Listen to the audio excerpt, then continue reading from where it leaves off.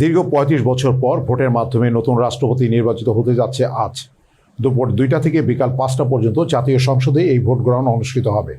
তবে নতুন রাষ্ট্রপতিকে শপথ পড়াবেন কে, এ নিয়ে আলোচনা।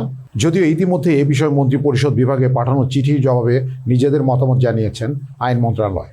সংবিধান অনুযায়ী বর্তমানে স্পিকারের দায়িত্ব থাকা ব্যারিস্টার কায়সার কামালই নতুন রাষ্ট্রপতিকে শপথ পড়াবেন। শপথ পড়ানোর জন্য যথাযথ কর্তৃপক্ষ বলে মত দিয়েছে আইন মন্ত্রণালয়। এর আগে রাষ্ট্রপতির শপথ পরিচালনা সংক্রান্ত সাংবিধানিক বিধান ও প্রক্রিয়া নিয়ে সুনির্দিষ্ট মতামতের জন্য মন্ত্রিপরিষদ বিভাগ থেকে আইন মন্ত্রণালয়ের ফাইল পাঠানো হয়েছে। এক ভরি স্বর্ণের দাম ৩,৬১৫ টাকা বাড়িয়ে ২,২৯,৭৮০ টাকা নির্ধারণ করা হয়েছে। ১৮ ক্যারেট এক ভরি স্বর্ণের দাম ৩,১৫০ টাকা বাড়িয়ে ১,৯৭,৩৫৫ টাকা করা হয়েছে। এছাড়া সনাতন পদ্ধতি এক ভরি স্বর্ণের দাম ২,৫৬৬ টাকা বাড়িয়ে ১,৬১,১৯৬ টাকা নির্ধারণ করা হয়েছে।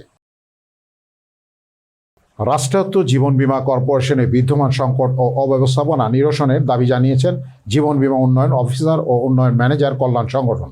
বুধবার ১৯ আগস্ট রাজধানীর জাতীয় প্রেস ক্লাবে আব্দুস সালাম হলে আয়োজিত এক সংক্ষিপ্ত সংবাদ সম্মেলনে সংগঠনটির পক্ষ থেকে এ দাবি জানানো হয়।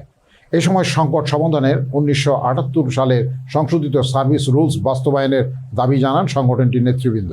লিখিত বক্তব্যে কয়েক দফা দাবি তুলে ধরেন সংগঠনটির সভাপতি তারিকুল ইসলাম।